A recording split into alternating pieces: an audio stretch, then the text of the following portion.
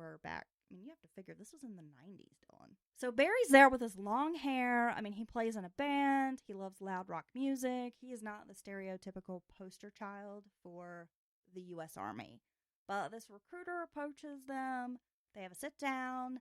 And by the end of the conversation, his mother and stepfather are like, this might be really good for you, Barry. This could be a great opportunity for you to get money for school, for college, continue your education. You're going to be getting paid. You're going to gain life skills that are going to help translate in the workforce later. Good opportunity. You've got all these benefits. So with some consideration, Barry's like, yeah, okay, I think I might do this. Well, yeah, there's Joins definitely the Army. a lot of great opportunities there for any young person. Barry was actually well suited for the Army. And by 1999, Winchell was a private first class. Those who served with him at Fort Campbell described him as the best shot in the company. He was a talented marksman, earning ribbons, and was nicknamed Top Gun. Yeah, that's got to be a pretty big honor, I'm going to guess. Winchell, his chief complaint with the military was he felt like he had too much downtime. Oh, so he's a go-getter, right? He wants to learn more, do more. He could usually be found buried in a manual studying. He reportedly knew the Army manuals so thoroughly that he could point out mistakes in the material. Wow, that's pretty amazing. Yeah, he was I saw that where he was known as the best shot with a 50 cal on in the whole platoon or whatever. He told his mother that he had hoped to become a warrant officer, which is not exactly like a commissioned officer. If you're not familiar with how the military works, often a commissioned officer, you have to have college or you have to go to like officer training, officer candidacy school, go through this whole process. You're sworn in as an officer. I mean, it's like a big deal, right? But a warrant officer is a great program that gives people a good opportunity to move forward into like an officer training program as an enlisted person. And you get to bypass a little bit of the background of like having a college education and those kinds of things. But you're still given more hands-on, because the differences in being an officer and enlisted person is that the enlisted people actually like do the work. They're like the hands-on people who do the day-to-day kind of operations. Right. And the officers, they're more of like the administrative. They're kind of keeping everybody in line. Yeah. They're not really doing like the hands-on work. Right. But a warrant officer kind of is a different balance in that they're considered an officer and they have the authority that comes with being in that leadership position, but they're also hands-on people as well. Okay, well, that makes sense. So they're like the hourly guys, and then the officers are like management, if you will, or corporate. But this gives the regular guy, if you will. I mean, the way I've always seen it is that they're kind of like a bridge right between the enlisted and the officers. They're kind of like in this weird middle place where they're still very hands-on, but they also have the authority and power of like the senior like officers. Okay, so it sounds like a great opportunity for the rank, the infantry guy. And he was really interested in flying Black Hawk helicopters. That was his dream. So he really hoped that getting into like a warrant officer program would lead to being able to become a pilot. Oh yeah, well that sounds really awesome. Now, was Barry an angel? No. I mean, come on. He's your typical young 20-something-year-old guy, right?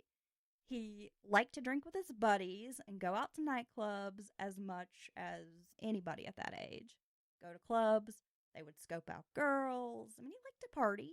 Yeah, hanging out, having fun. I think we all did a little bit of that. His superiors would later say that they wish they had 10 more soldiers just like him. He was squared away, he was eager to learn, and always prepared. So let's talk a moment about Barry's duty station. The 101st Airborne Division at Fort Campbell is known as the Screaming Eagles. A little less than 25,000 people live on the Army post. Fort Campbell is located along the Tennessee-Kentucky border.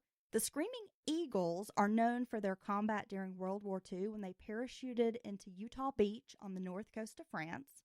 19 soldiers who participated received the Medal of Honor. Members also fought in the infamous Battle of Hamburger Hill in 1969. The division is trained in air assault operations. Well, yeah, I don't know a lot about the military, but I've heard of the 101st, so they're pretty storied. operations coming out of there, right? In March of 1999, Barry Winchell is invited along with others, including his roommate Justin Fisher, to a club in Nashville. Fisher has been to the nightclub before, and he tells his fellow soldiers about the amazing drag show he had seen there. On this particular evening, a performer named Calpurnia Adams takes the stage. She's a striking 6-foot woman with high, round cheekbones and a soft voice.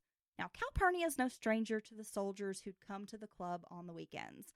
As a top performer at this legendary but now defunct nightclub called Connections, which prized itself on being like the largest gay club. Yeah, what I saw of a video of inside, it was a big place. You know, it was a bit, and they were known for their very they were known for their huge stage productions. You know, the big shows they'd put on. The soldiers, with their fresh buzz cuts, would hoot and holler and cheer from the audience. She was used to this. And on this particular evening, she finished her 11 p.m. set and made her way down to the audience. And there was a table at the front of the stage where Winchell was sitting with his buddies. She spoke to all of them, but Winchell was the last to get her attention. According to an interview with the New York Times, she said, she talked to Barry Winchell last because he was so shy, but she immediately fell victim to his pretty eyes and his silly laugh. He told her he'd never met a drag performer before, but was always curious about such things. Somehow they broached the topic of maybe having a date later in the week. And she says at the start, she was likely the aggressor. Like, she was a little bit more like, hey, hitting on him more so than he was really, because he was just really shy. Yeah, but it sounds like he But he was feeling it. he was having fun and thought she was pretty and all that stuff. And yeah, he sounded like he was ready to get to know her better. Well, the pair fell quickly and easily into a relationship. Calpurnia was a pre-operative trans woman. Barry would hang out in Calpurnia's dressing room on the weekends, usually studying while she performed. He would be in the dressing room with his face buried in one of those study guides. Oh, wow. Adams would say that Winchell was a wonderful boyfriend who, first and foremost, always treated her as a woman. Oh, so make her feel good about herself and all that. He was incredibly respectful and never made her feel like he was ashamed to be seen with her. Others would say the pair seemed really happy together. When Calpurnia would mention having the surgery to fully transition, Winchell would just sort of shrug and say it didn't really bother him. And if Calpurnia introduced him, she would maybe preface it with some statement that he was like a straight guy. She said he would just stop her and he'd be like, it's okay. You don't have to do that. Right. You don't have to label me. I'm here with you. Right. It's okay. Yeah. In private, Winchell would tell her that he must be gay since he was sleeping with her, and he'd only ever been with biological women before. So this was new territory and likely maybe a little confusing for him. It's a new situation. Yeah. I saw part of that interview you were showing me. She stated she considered him a heterosexual man. I mean, And he would say, I'm not gay and I'm with you, but he truly viewed her as a woman. So he didn't see it as it was a gay relationship. Right. And that's their thing to figure out. That's the way I look at it. He only saw her off base and never when he was on duty. He never let the relationship interfere with his job as a soldier. Calpurnia was also a veteran, and she had served in the Navy during the Gulf War. She knew for Barry to be involved with her was dangerous, but she assumed everything was okay because the two were really actively trying to create a distance between his Army life and what they did off base as a couple. See, that's interesting. So you had a veteran who served in wartime.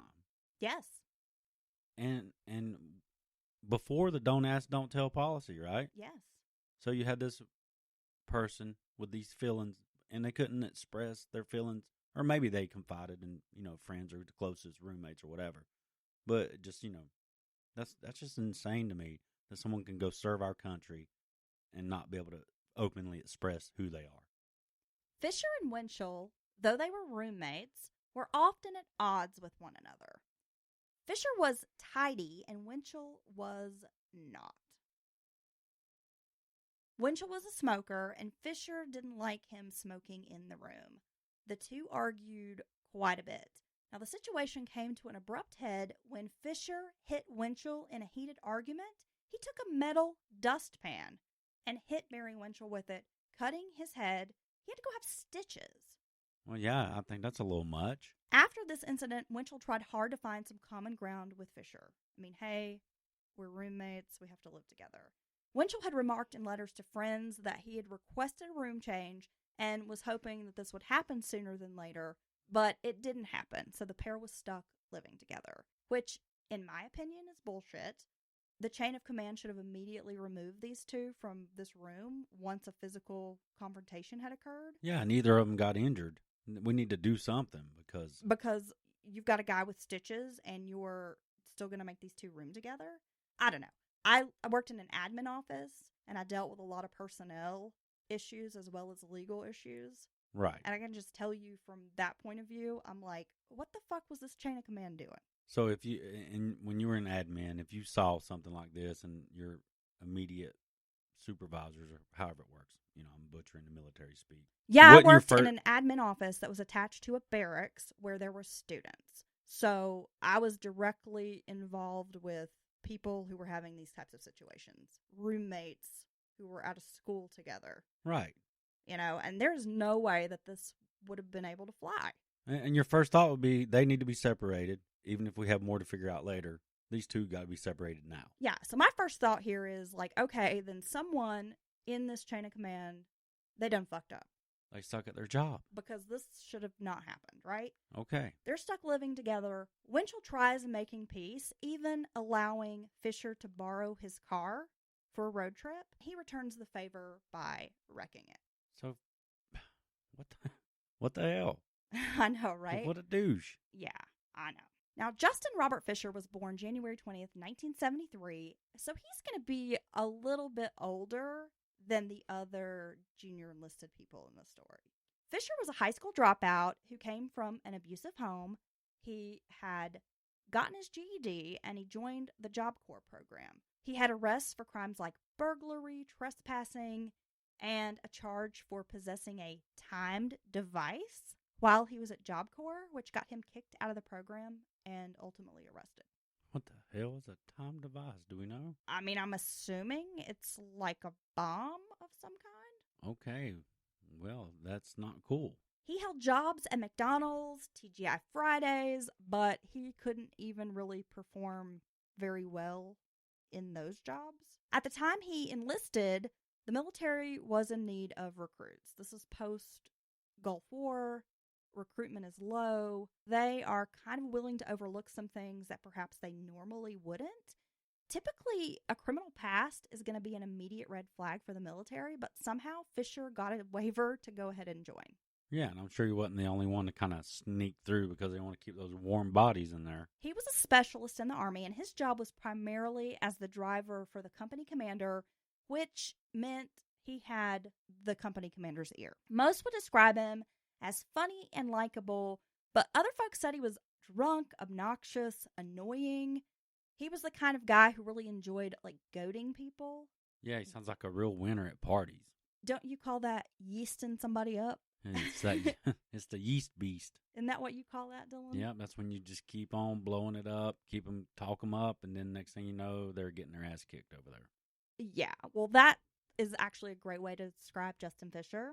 If they were out in town, he was the guy who would be yelling out, nice tits at random women on the street. Oh, my God. Just fucking doofus. I could never hang around people like that, but honestly. Fisher also kind of had a danger about him that folks recognized. He had been diagnosed with ADHD, but he would often forgo taking his medications in order to drink. He had this logic that if he was going to drink, then he just wouldn't take his meds. Oh, yeah, because that's how medicine works. So this combination of, not taking the medication and drinking, this is not a good result. When I say drink he did. In another incident, Fisher was extremely drunk, and Winchell was driving Fisher and a couple back to the base. They'd been out in town, I guess out in Nashville or something. Well, they're in Winchell's car. He lights up a cigarette. This prompts Fisher to fly into this rage, demanding that he put the cigarette out. And Winchell's like, dude, it's my car. Fisher reaches over the seat and tries to choke Winchell while they're driving down the interstate. Okay, I'm gonna put something out. It ain't gonna be the damn cigarette, dude. Are you? No, you're tripping. Others said Fisher would often threaten Winchell, and these are roommates, that he would tell